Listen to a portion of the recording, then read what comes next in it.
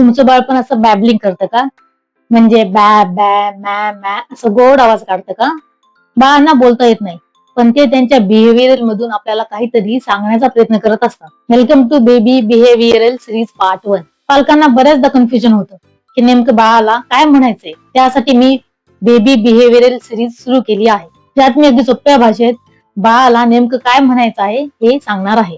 त्यासाठी कोणताही पाठ मिस करू नका. जेव्हा बेबी बॅबलिंग करतं म्हणजे बॅ मॅ असा गोड आवाज काढतं, यातून आपल्याला काय सांगण्याचा प्रयत्न करतं माहितीये?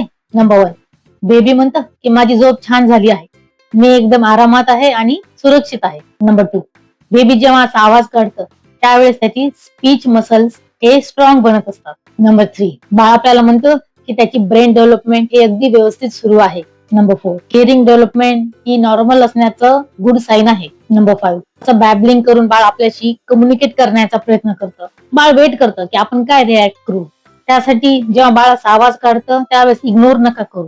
बाळांशी रिॲक्ट करा, मिमिक करा ते काय म्हणते आणि बाळ ते ऐकून रिपीट करायला लागतं. यामुळे बाळांची लर्निंग ही सुपर फास्ट होते आणि जितकं आपण बाळांना बोलू तितकं ते लवकर बोलायला लागतात. पण अलर्ट कधी व्हायचं?